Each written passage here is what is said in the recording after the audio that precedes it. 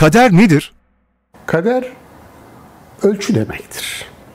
Miktar, kadar, ne kadar derken aslında Türkçe'de kader kelimesini kullanmış oluyoruz. Kur'an'da ölçü, kod, algoritma, ilahi bilgi, ilahi yasa, ilahi program, kural gibi anlamlara geliyor. Biz her şeyi bir kaderle, bir ölçüyle yarattık ayeti ki Kamer suresinin 49. ayetidir.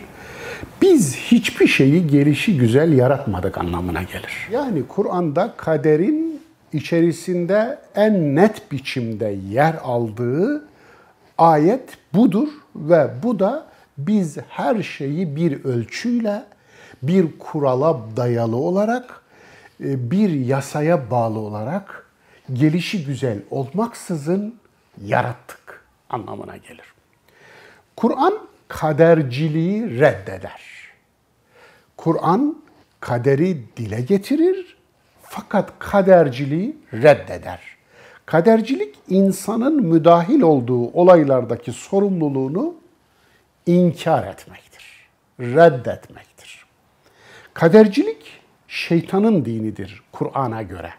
Zira Kur'an'da şeytan beni sen saptırdın der Allah'a, Allah'ı itham eder, Allah'ı suçlar.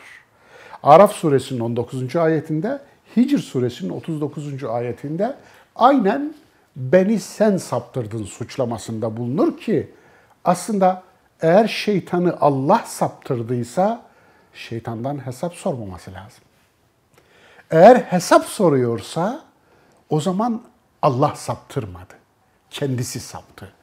Nitekim Adem de günah işledi, şeytan da. Adem de isyan etti, şeytan da. Fakat Adem günahını itiraf etti, tevbe etti, adam oldu. Şeytansa günahında ısrar etti ve beni sen saptırdın dedi. Allah'ı suçladı, şeytan oldu, iblis oldu. Müşrikler kaderciydi. Eğer Allah dileseydi biz şirk koşmazdık diyorlar. En'am suresinin 148. ayetinden öğreniyoruz. Yezid aynen müşrikler gibi düşünüyordu. Sureta Müslüman olmasına rağmen Hüseyin'i katlettiğinde onu Allah öldürdü demişti. İşte bu tam da müşriklerin kader inancıydı.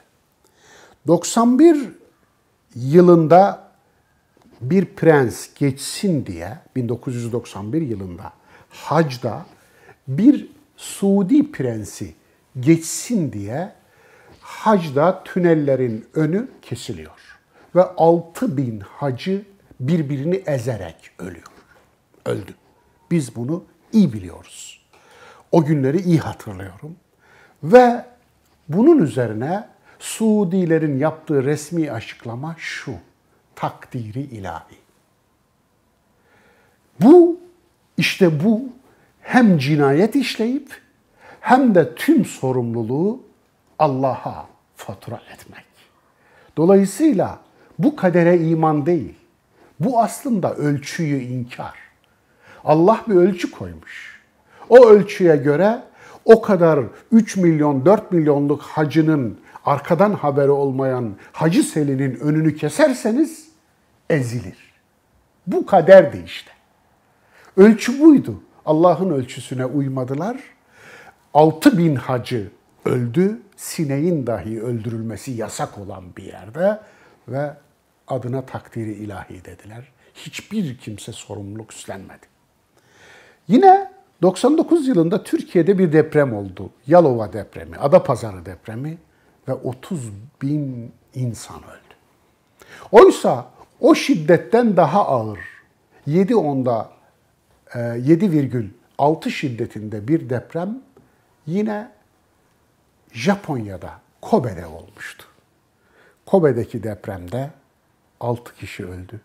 Bizdeki depremde 30.000 kişi. Ve o dönemin başbakanının 5 gün sonra televizyonların önünde verdiği demeç takdiri ilahi.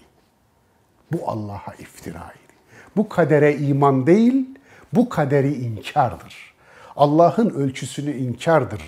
Allah ev yapmada bir ölçü koymuş. Eğer siz gelir de fay hatlarının üzerine hakkı verilmemiş inşaatlarla, çalınmış, malzemeden çalınmış yapılarla binalar kondurursanız o binaları içinde yaşayan insanlara mezar edersiniz. İşte bu kadere karşı gelmektir aslında. Kadere iman değildi. Yine gelenekçi Müslümanlar şeytan ve müşriklerin kaderciliğini imanların şartına eklediler. İmanlarını. Şöyle özetleyeyim soruyu. Kur'an'da kader vardır.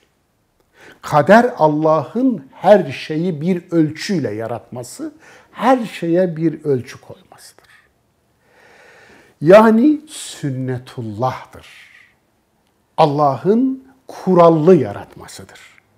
Kadercilik Kur'an'da da, İslam'da da, dinde de yoktur.